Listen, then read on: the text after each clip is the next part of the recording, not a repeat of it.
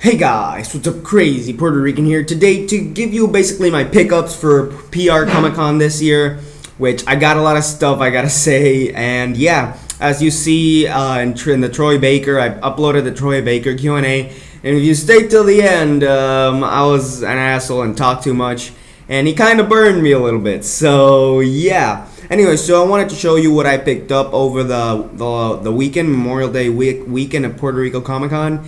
So yeah, let's get started. First with the autographs. With the autographs, I got 3 comics signed by Babs Tarr. Here we go. Bad Girl 35, Bad Girl 36. Yeah, I have them in these sleeves, so because they're signed. So yeah, and Bad Girl 39. Yeah, that one's signed. There we go. Also, I got the signature from Mark Brooks, the artist for Deadpool. And here we go, Mark Brooks, there we go, yeah. And 42 also signed, there. It was pretty cool meeting, I mean, the people were really good and awesome people. Also by Will Portazio, I got this Incredible Hulk signature. Yeah, I bought this comic for $4.99, so yeah.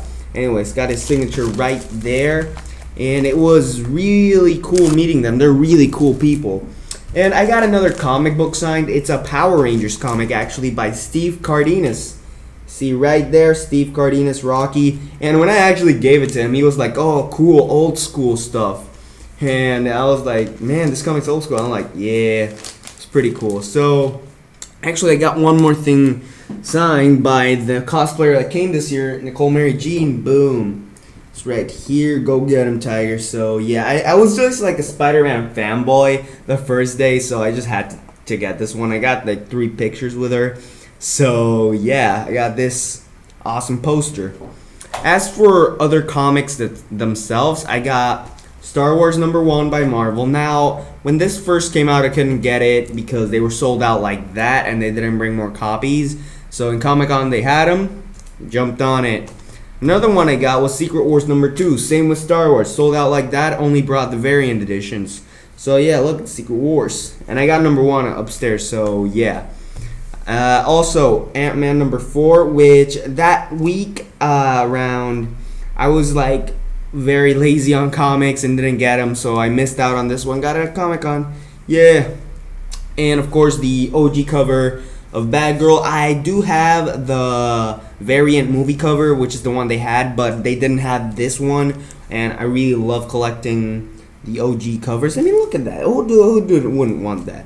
And last but not least, Superior Iron Man, which every time I go is sold out. I got #7, missing 6 and 8 to finally catch up. And they had only this one, so I had to jump on it. So, yeah. As for OG comics themselves, actually before the OG comics, I got this One Piece poster. Pretty cool. Look at it. Look at it. I know you love it. I know you love it. It was like $1 the last day, so I just jumped on it. So now let's go on the OG comics. Now, these OG comics is why I'm telling you I became such a fanboy about Spider-Man.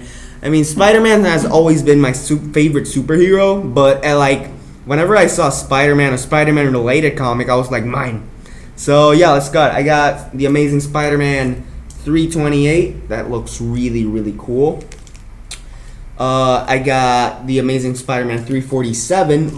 I love this cover art. I mean, look at that. It's basically Venom holding the skull of Spider-Man. And yeah, approved by Comics Code. I mean, little kids would see this and they get just scared the shit out of them. So yeah, got the Amazing Spider-Man 375 commemorating the 30th anniversary of the Amazing Spider-Man. Spider-Man versus Venom, the final one. Like, they had a couple of these, so I had to jump on it. I got the Amazing Spider-Man 384. I love these covers. These 90s covers, like, they're my favorite because, you know, the art is very different from 60s and 70s. 80s, they started changing all, but, you know, they were cool. And I also got the Amazing Spider-Man #400, Death in the Family. Now, I don't think this is the original one, but it's still pretty cool. I'm going to actually take it out very quickly for you guys. This is a really cool comic. I haven't read it. It's Death in the Family. Of course, I know who dies. Don't worry. We got that. That's the and there he is, Spidey. At the back, boom, Spidey. Now I really want to read this. This I don't know. Yeah, this is from the 90s, 95 actually. So it's pretty cool, you know. Put it back in here because I am not going to take it out again until I read it, and that's after I read all of those. So yeah, let's put it back. There we go. There we go. Oh shit, almost. There we go. Cool. Sorry about that. I got the Amazing Spider-Man Annual, 64 pages here with Carnage. I really love that cover. I mean, don't you love the covers from the 90s that they're all really cool? And as for this is technically Spider-Man related, but it's mostly a villain. Got Venom Lethal Protector Part 1 and Part 3. I couldn't find Part 2 and 4 through 6, which I really thought I was gonna get, but yeah, look at that. Boom, really cool cover. Boom. I'm gonna try to finish this collection because I really want to read what's up this. And the best comic I guess I got, they only had one of these left, and I had to jump on it. It's pretty OG and pretty cool. Boom! Spawn #1. Yes, and as you say, $10 first issue, which is actually more than that. I'm gonna take it out real quick, and it's not gonna come out again in the future. Look at that art. We got here story, pencils, ink by Todd McFarlane. Of course, you know that. Dedicated to look at that, Jack Kirby.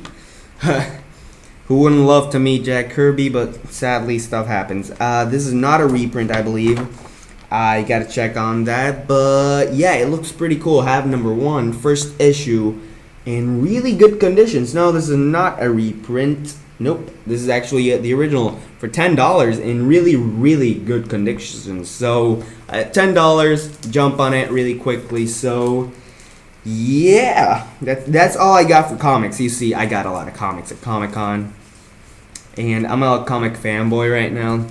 I got another OG thing, and it's not comic. It is Babu, an original Mighty Morphin Power Rangers figure. Babu, really cool. Look at that. This definitely isn't coming out of the box ever. We got that. They did not have either of those, but it was pretty cool. The guy had it for $35, but he sold it to me for like $25. It was really cool. They also had the Pink Ranger, but I have wasted so much money. I didn't have enough for Pink Ranger. So yeah, and I spotted Pink Ranger later. So yeah. Anyways, Babu, really cool. And the last two figures I got were an OG DBZ vintage figure. Now Piccolo and another figure which I'm going to show you in a minute.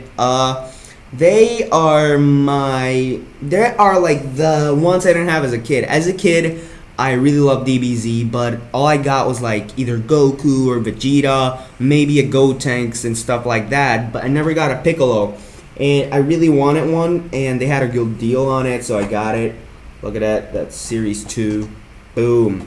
And another one that as a kid, like I said, same with Piccolo, I didn't have was Team Gohan.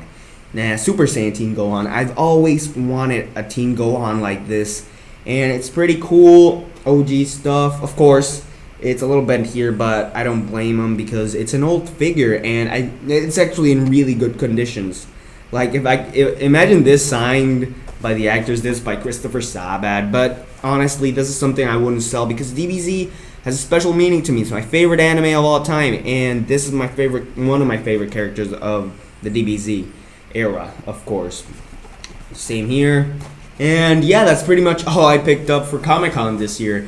It was a lot, and it was pretty cool. The signatures, as I said, and the Spawn, and like a Spider-Man. So yeah, anyways, if you went to Puerto Rico Comic Con and have a pickups video, leave the link in the description. So yeah, tell me what you guys got at Comic Con. I really want to see those, and yeah, later guys.